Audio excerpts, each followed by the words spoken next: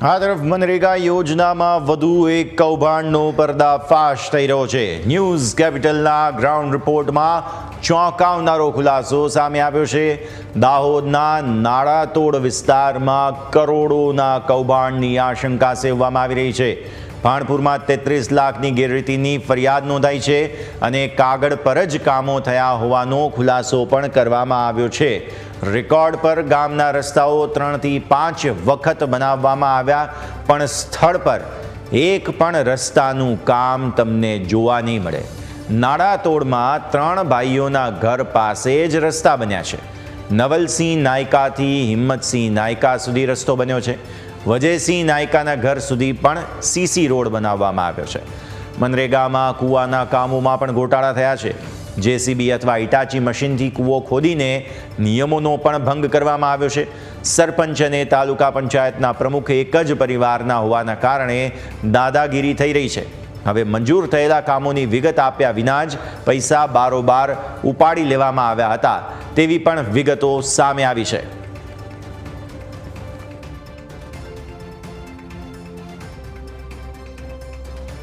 અત્યારે અમે ઊભા છે દેવગઢ બારિયાના નાળાતોડ ગામમાં। આ તમે જોઈ શકો છો, આ જે નાળાતોડનો જે રોડ છે, આ રોડ બારિયા ફળિયા સુધી જાય છે। આ તમે જોઈ શકો છો, આ જે રોડ છે, આ રોડ 3 વાર ચોપડે પાસ થઈ ગયો છે અને 3 વાર આના પૈસા પણ ઉપડી ગયા છે, પણ આજ દિન સુધી આને રોડ નથી બનાવાયો।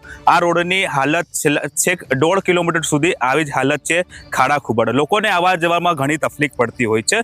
આપણા જોડે અહીંના સ્થાનિક છે, આપણે એમની સાથે વાત કરીશું કે ભાઈ તમને આ રોડમાં કેવી તકલીફ પડે છે? મોટી ગાડી તો જઈ નહીં શકતી, 2 વ્હીલર જાય છે સાહેબ, અને મતલબ એટલી તકલીફ પડે કે ખાડા બી હોય છે ને પહેલાથી કોઈ સિચ્યુએશન એવી હોય ને તો મોટી ગાડી લઈ જઈ શકાશે જ નથી મોટા ફળી। આ રોડ બનાવવામાં આવ્યો છે? આ રોડ તો આવવાના આવે છે સાહેબ, 2-4 વર્ષ, કેટલા ખાસા વર્ષ થઈ ગયા। તમને ખબર છે કે આ રોડ બનીને 3 વાર ચોપડે પાસ પણ થઈ ગયો છે? અમને કઈથી ખબર હોય? જો લઈ લો, આ સ્થાનિક લોકોને અહીંયા ખબર પણ નથી કે આ જે રોડ છે અલગ અલગ વર્ષમાં 3 વાર પાસ પણ થઈ ગયો છે। પેપર ઓન પેપર આ રોડ બની પણ ગયો છે, પણ આ રોડને બનાવવામાં આવ્યો નથી। ન્યૂઝ કેપિટલની ટીમ આજે દેવગઢ બારિયાના નાળાતોડ ગામ ખાતે આવી છે। નાળાતોડ ગામમાં પણ કરોડોનો કૌભાંડ થયા છે તેવી બૂમો ઉઠવા પામી છે। હું કેમેરામેનને કહીશ કે દ્રશ્યો બતાવે છે કે નાળાતોડ ગામમાં જે આ રોડ બનાવ્યો છે, આ રોડથી નવલસિંહ નાયકા અને હિંમતસિંહ નાયકા અને વજયસિંહ નાયકા આ 3 ભાઈના ઘર સુધી રોડ બનાવવામાં આવ્યો છે। અને તમે રોડ બનાવવા છે, તમે જોઈ શકો છો, આ આરસીસી રોડ છે। આરસીસી રોડ નથી, કશું રોડ જ નથી બનાવવામાં, ખાલી ઓન પેપર કાગળ પર જ આ રોડ બતાવવામાં આવ્યો છે। બાકી આ રોડ અત્યાર સુધી રોડ જ નથી બનાવવામાં આવ્યો। અને સાથે સાથે જ આપણી સાથે નવલસિંહ ભાઈ છે, આપણે નવલસિંહ ભાઈ જોડે વાત કરશું। કેવા પ્રકારના રોડ બનાવવામાં આવ્યા છે તમારા ઘર પાસે? અમારે પાકો રોડ બનાવવાનું એવું કીધું હતું, પણ પાકો રોડ થયો નથી। પછી હિંમત નાયકાના નામે પણ પાકો રોડ બોલ્યો છે, એ પણ નથી થયો। વજીસિંહ નાયકાના નામનો પાકો રોડ બોલ્યો, એ બી નથી થયો। એ રોડ કઈ ગયા? એ સરકાર કેવી રીતે પૈસા ઉપાડ્યા છે? એ મારો જવાબ। જી, ચોક્કસથી કહી શકાય છે કે જે 3 ભાઈના ઘર છે 100 મીટરનું અંતર છે, અને આ રોડ ખાલી ચોપડા પર જ રોડ બતાવવામાં આવ્યા છે। પણ જ્યારે ન્યૂઝ કેપિટલ ટીમ જ્યારે સર્વે કરવા માટે ત્યાં આવી ત્યાં સ્થળ પર કોઈ જ પ્રકારનો રોડ જોવામાં આવ્યો નથી। Nilu Dodiyar, news capital, Dahod.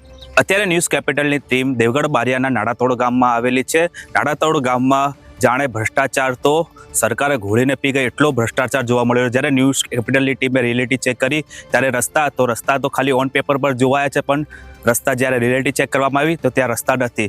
અત્યારે ન્યૂઝ કેપિટલની ટીમ જે નાળાતોડ ગામના હનુમાન મંદિર પાસે આવેલી છે। આ તમે આ જે કૂવો છે જોઈ શકો છો। આ કૂવો વર્ષ 2022-23માં જે પાસ થયો હતો, ત્યાર પછી આ કૂવાને નહોતું કશું કામ કરવામાં નહોતી આવી, પણ અત્યારે 2 મહિના પહેલાં જ આ કૂવો મશીન દ્વારા બનાવવામાં આવ્યો છે તેવું સાફ જોવાઈ રહ્યું છે।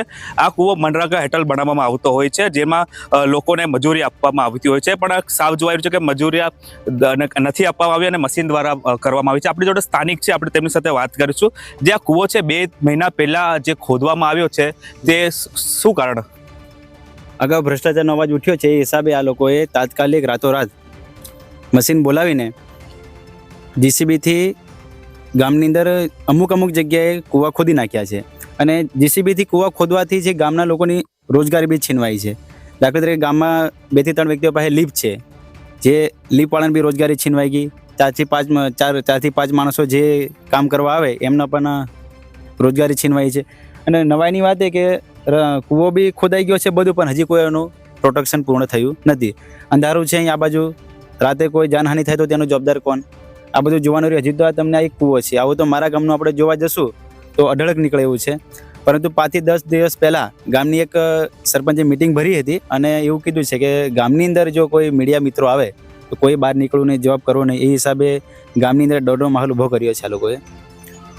હજી ચોક્કસથી કહી શકાય કે જે ગ્રામ્ય વિસ્તાર છે અને આ કૂવો જે ભ્રષ્ટાચારની બૂમો ઉઠવા આવી ત્યારે 2 મહિના અગાઉ જ આ મશીનથી આ કૂવો ખોદવામાં આવ્યો છે.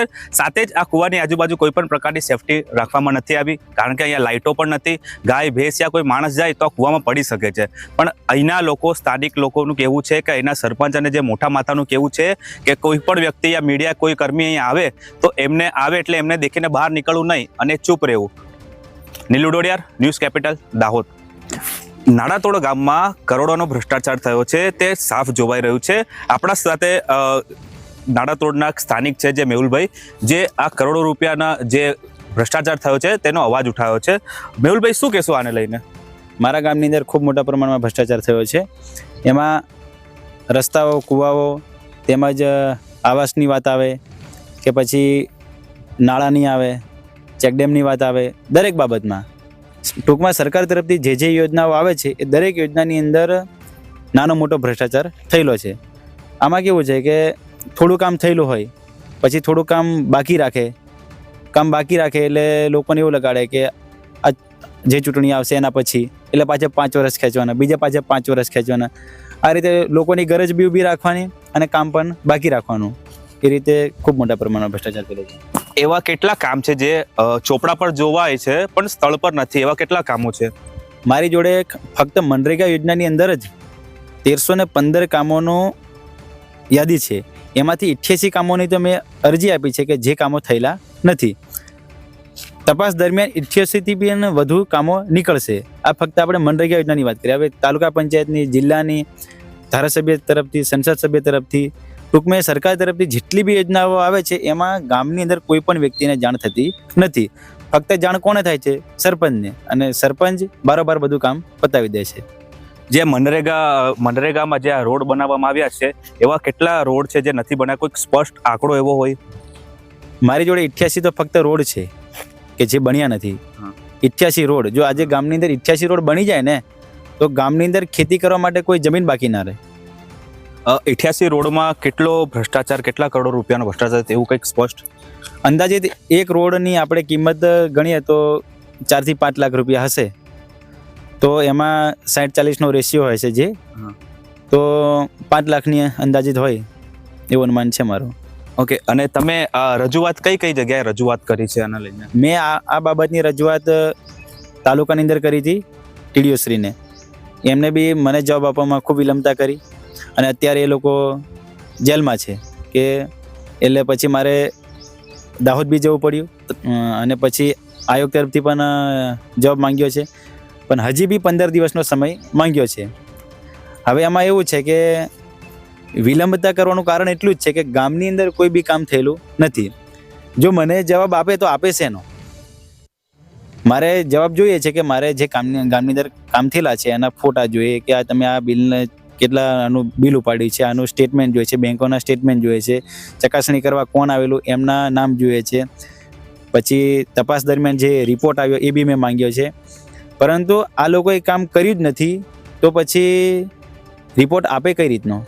ભાઈ, એક સવાલ એ છે કે ગ્રામજનો નથી બોલતા, તેનું કારણ શું છે? અવિરત 25 વર્ષથી આ લોકો સત્તા ભોગવી રહ્યા છે. હવે આ હિસાબે શું છે કે ગામની અંદર આ લોકોએ ધાકધમકી ખૂબ ઊભી કરી છે. જે પણ વ્યક્તિ અવાજ ઉઠાવે એનો અવાજ દબાવવા માટે આ લોકો સામ દામ દંડ ભેદ બધું જ અપનાવે છે. અમે અવાજ ઉઠાવીએ એટલે અમારા ઘરે જે રસ્તો આવતો હતો એ બી તમે જોઈ શકો છો, એ રસ્તો બી એ લોકોએ ખોદી નાખ્યો છે. નવાઈની વાત એ કે રસ્તો ખોદ્યા પછી બી એ જ રસ્તા ઉપર એ લોકોએ પાકું બિલ બનાવીને એના બી પૈસા ઉપાડી લીધા છે. આજે જે લાભાર્થીને ઘરે જવાની તકલીફ પડે છે એ લાભાર્થી બી તમે એમના ઘરે જઈને પૂછ્યા પેલું સામેનું જ ઘર છે, પરંતુ એ લાભાર્થી પણ બોલવા રાજી નથી. જે ચોક્કસથી કહી શકાય કે ચકાસણી કરવામાં આવે તો કરોડોના કૌભાંડ બહાર આવી શકે છે અને મેહુલભાઈના કહેવા પ્રમાણે ગામમાં જે રોડો બનાવવામાં આવ્યા છે એ ખાલી ચોપડા પર જ બનાવવામાં આવ્યા છે, પણ જ્યારે રિલેટી ચેક કરતાં ખબર પડી કે ત્યાં રોડ તો છે જ નથી.